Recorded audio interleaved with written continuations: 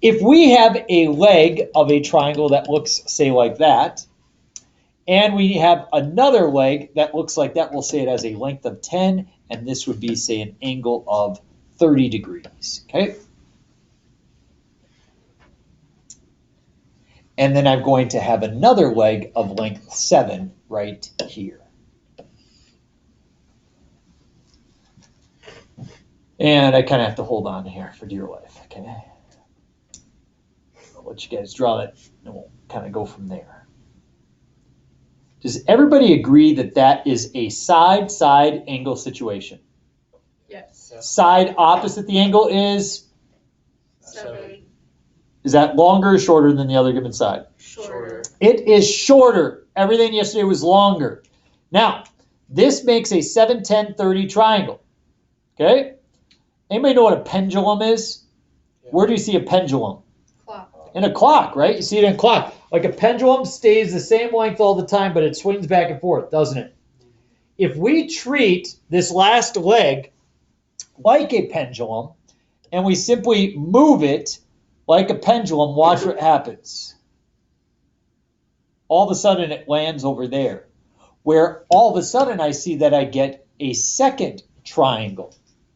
Do you see that this triangle also measures a leg of 7, 10, and 30 degrees?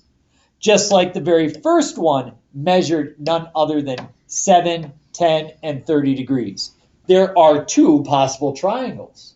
And what's interesting here is you kind of wonder why or how does the trigonometry fit into it? Well, we have three types of angles. We have acute, we have right, and we have obtuse. Which one is that?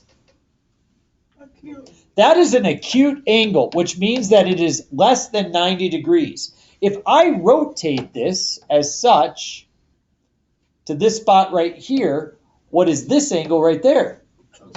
Obtuse. The deal is that we don't know if that angle there is acute or we don't know if it's obtuse. Here's what happens with the trigonometry of it all. If you set this up and you said, I'm going to take sine of 30 divided by 7, and I'm going to set that equal to the sine of, we'll call it angle A, divided by 10. We set all that up yesterday, didn't we? And we multiply both sides by 10. And let's say in the end you came up with sine of angle A is equal to 1/2 or 0.5, okay? Now that's not what you actually come up with, but let's just say that that was the scenario, okay? You tell me where in the unit circle is sine equal to 1/2? 30 degrees. And 30 degrees. That is where we have a y value of 1/2. That would be, in fact, your acute angle. We would say, oh, yeah, well, the angle's 30 degrees. We just inverse sine and get 30 degrees. Now talk to the person next to you. Where else is sine equal to 1/2 in the unit circle? Take 30 seconds if you can figure it out. Go. Where else? Go. Talk.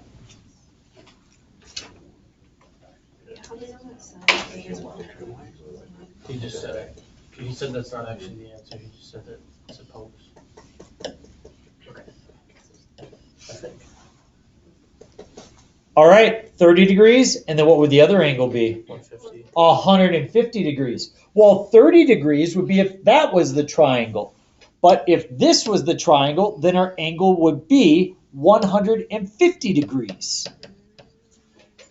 And so there's two of them. And just remember, when you do sine inverse on your calculator, sine inverse can only produce angles between -90 and +90. Can it find the 150 one? It can't. Even furthermore, think about it right here, okay? Sine. Where is sine positive? Which quadrants is sine positive in? 1 and 2. 1 and 2. What kind of angles are in the first quadrant? Acute. What kind of angles are in the second quadrant? Obtuse. Sine doesn't know the difference between acute or obtuse. It can't figure it out. So in this situation, you have nothing other than two solutions. We would solve for two triangles, and you'll see that happen later on today. Here's another scenario. Suppose you had and that one's by far the most difficult. The other two are pretty easy. Suppose you had a triangle that looked like this. We're going to say angle of 30 degrees and a side of 10. And we're going to say a side of 2.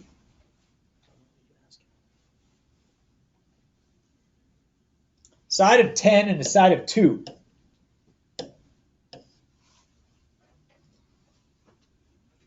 Ty, can you help me out? If this is a length of 10, you tell me when I've drawn a segment that you feel like it's about a length of 2, okay? All right? So you tell me, shorter or longer?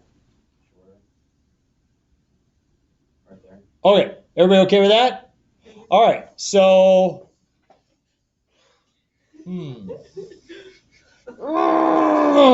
Just won't make it, will it? No, just kind of dangling there. Oh well. That's what I get, huh? How does that work out? It's possible that that side, it actually just might be flat out too short. And when you solve this, if you come up with the sine, if you come up with the sine of an angle is equal to, say, 3.47. Let's say you get that. And you're like, well, I'm going to inverse both sides. Okay? What's the biggest value that sine can be? 1. What's the smallest it can be? So if you sine inverse 3.47, what's going to happen? Error. That is no solution. Not a possible solution in that situation. Why? Because the other side is just flat out too short. It's impossible. You made an impossible triangle. Doesn't work. And now we flip it over to this one. What if you had this kind of triangle?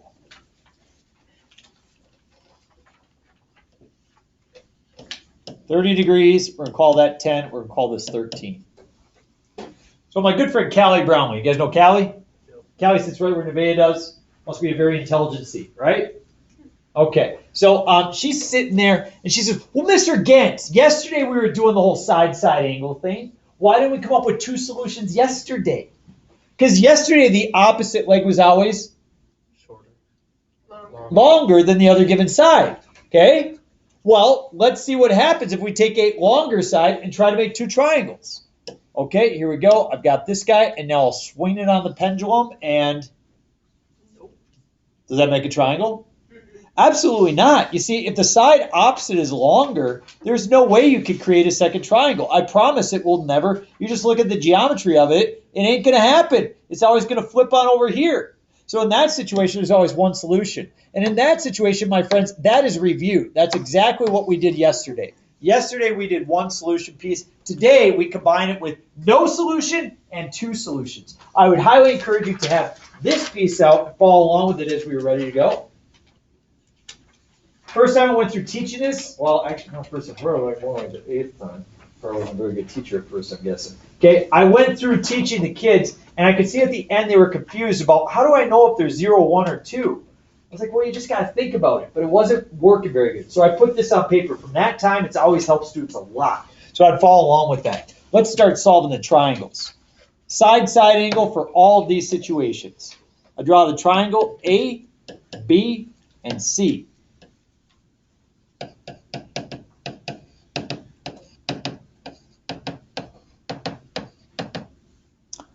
A is 42 degrees, B is 12, side A is 22.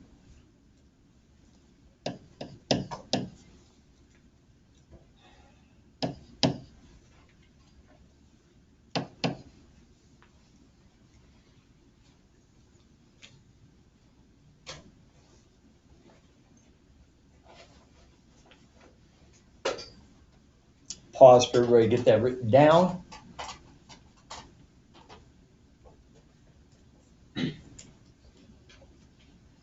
Everybody good? Okay, I classify. Everybody see side-side angle? Is the side opposite longer or shorter? Longer. So as you're on the test, that's the point where you could glance at this guy and you could say, oh, side-side angle, I see that the opposite side is longer, so therefore there is just one solution using the law of sines.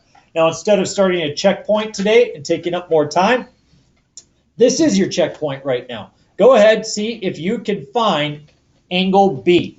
So you're going to set up sine of 42 over 22 is equal to the sine of angle B divided by 12. Find angle B. Once you find angle B, go ahead and solve the rest of the triangle. I will come around and check to make sure you know what the heck you are doing.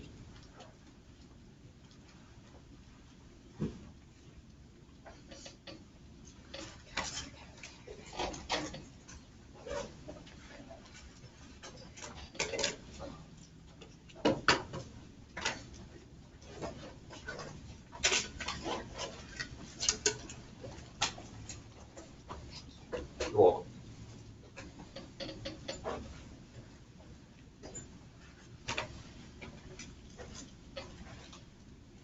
So the 12. Now we get inverse that. Second sine inverse. 1 second.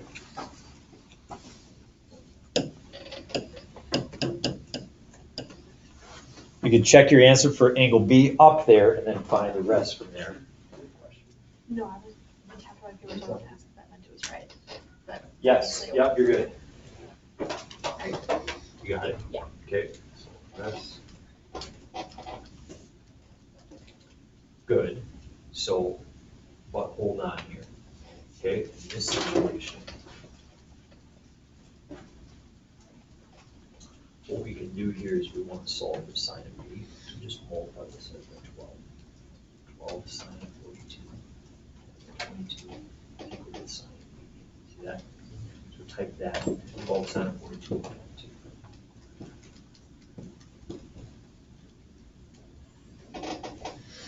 Oh, you got parentheses, there you go, yep.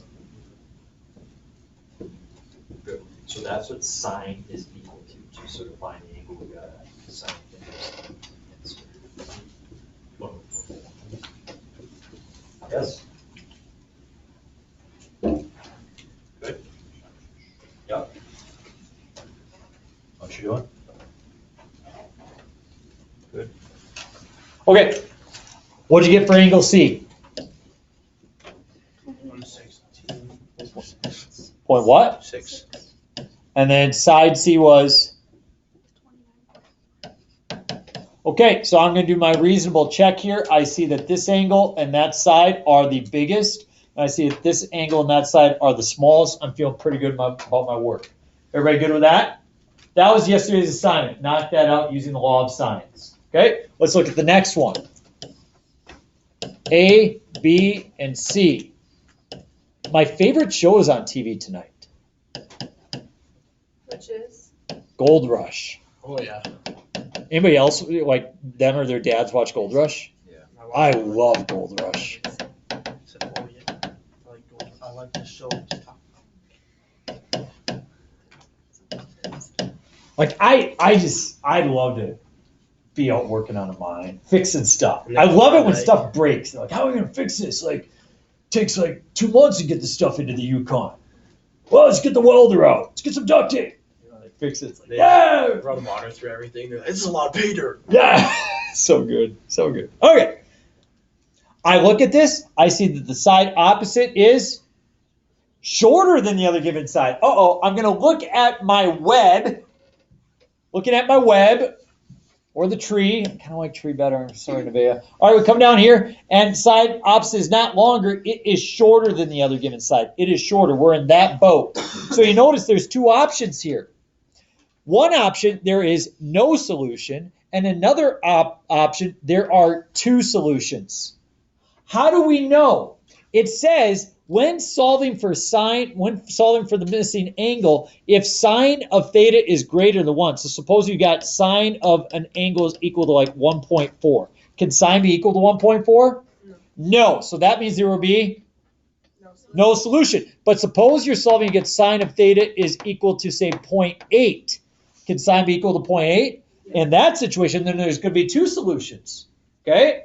So we don't know until we go through the process. So let's start setting up the law of sines and see what we come up with here. So I'm going to take this, I'm going to go sine of what? 85 over 15 is equal to the sine of b over 25. Now I can see when I'm finding angle B here, I'm just going to multiply both sides by 25. 25 sine of 85 over 15 is equal to the sine of B. So if somebody could quick type in, because your accessibility to your graphic calculator is easier than mine, what is 25 times the sine of 85 divided by 15? What do I get? 1.66. Okay, I get 1.66. Is it possible for sine to be 1.66? No, try inversing that on your calculator and see what happens. You get an error, right? So we simply say in this situation, no solution. Done. Don't need to do anything else with the triangle. Question. So when it says take sine of theta, why don't you just do like sine of 85? Because then I give you like 9 points. Like 49, then it's not. I guess I tried that. Yeah, because then that would give you less than 1, so you It's when you're solving for the missing angle. So without a doubt, if you take the sine of 85, it's less than 1. But it's the angle we're trying to solve for. So we're trying to solve for B. So that's the theta we're talking Yes, about? that's the theta you're talking about. Theta represents the angle you're trying to solve for. Not the angle you're given. Exactly. Better? Yep. Okay, excellent question. We look at the last one. So the whole question is no solution? Yeah. This is an impossible triangle. Impossible triangle. Remember that when I drew the previous triangle where that one side was too short, just kind of dangling there? That's exactly what this is. The opposite side is too short. There's no way you could have a side of 15. It's got to be longer than that. Absolutely impossible triangle. Impossible triangles. I'm going to draw one more impossible triangle for you guys. See if you can pick up why this is impossible. That side's 4. That side's 7. This side is 110. You guys get that's impossible? Like, you add these two sides up, they have to add up to greater than that, don't they? I'll give you another one, and we'll see if you can tell me why this is an impossible triangle. This is 150 degrees. This side is 4. This side is 9, and this side is 2.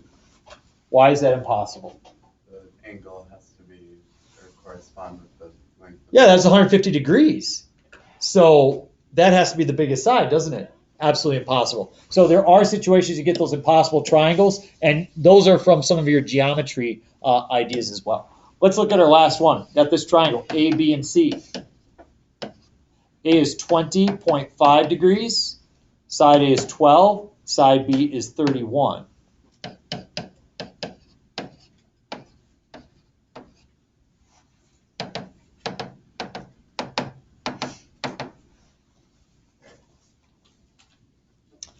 And I recognize it's a side-side angle scenario.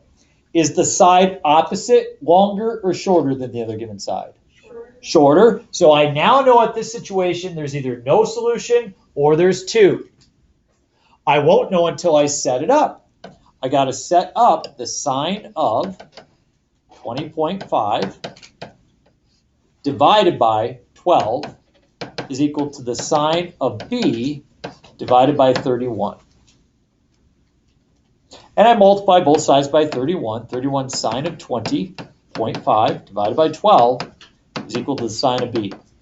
And if you divide that out, you come up with a decimal, 0.9047. Yes. Just remember from the other classes, I don't do that in my head.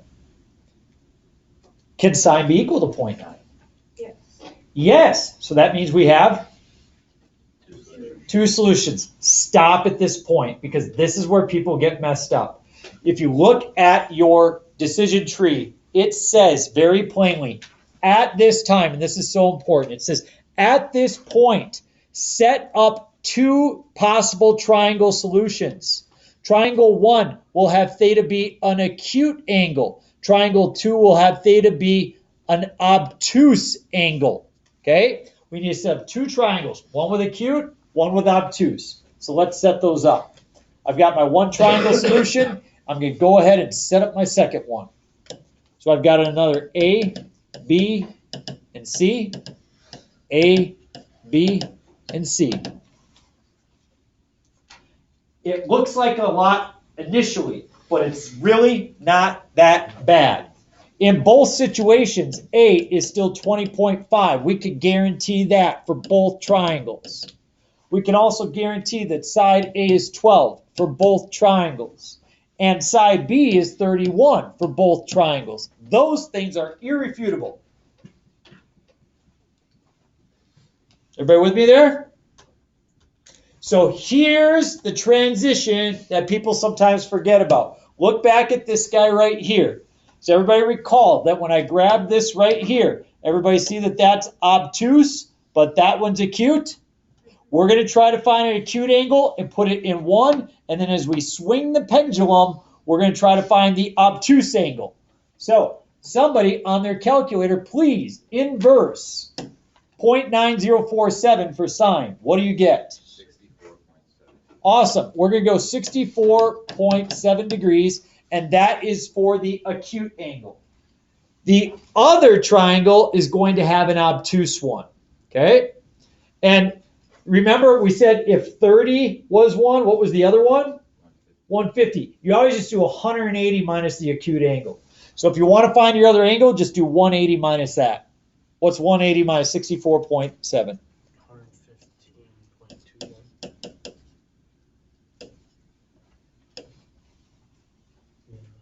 Sure. 0.21? Yeah. Got it.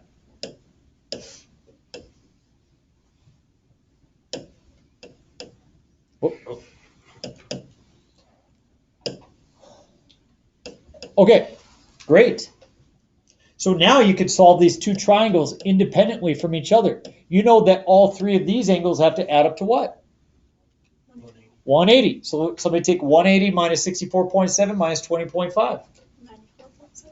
94.7. 94.7. And somebody take 180 minus 115.21 minus 20.5. 94.7. Wait, never mind. Just kidding. 44.2.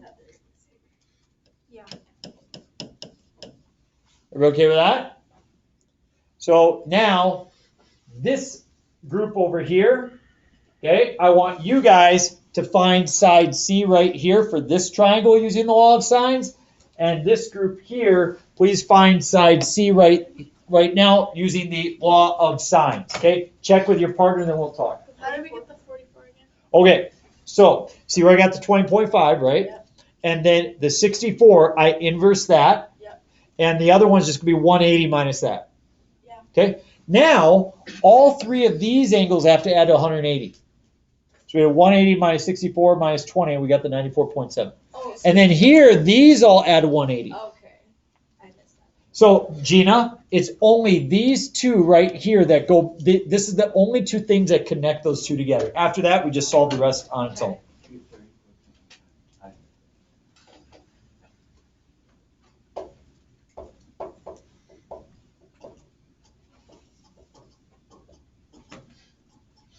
Brecken, what'd you get for C? Oh, 34.15. I'm really happy with the answer you put forth because I could see that that corresponds with the biggest angle. That means I'm probably reasonable, or I'm definitely reasonable in my solution. Okay? Axel, what'd you get for C over here? 23.9. That's right between the other two, which makes sense because 44 is between the other two as well. So that seems like it's a reasonable solution as well. In fact, those are correct. You solve for two triangles. In your assignment today, you are going to have 6 problems. 2 of them will be a 1 solution, but I don't tell you which. 2 of them will be a no solution, but I don't tell you which. And 2 of them will be 2 solutions, but I don't tell you which. Please open up your homework. I could give you 3 problems. I could give you 12 problems. I could give you 40 problems. But let's try to do what is absolutely necessary. Get rid of example 1 and example 2. They are not necessary at this time. 6.4. Yep. After that, you have 6 problems. And again, 2 of them will be 1 solution, 2 of them will be 2, and 2 of them will be no solution. It's very important that you discover which is which. If you are a procrastinator and like to put this off until next week, Thursday, that is when you really struggle to see the connection and you tend to get these wrong on the test. Because I want to be clear, when the test comes, I don't tell you at all how many solutions there are. You got to be able to look at the decision tree and figure out where to go and what to do when. So you would like to have this assignment kind of knocked out as you come back on Monday morning. I bet you could get at least 3 of the problems done, if not more, before class is out today. Answer key is posted online, and I don't think it's posted up here, but it is online. Good job today.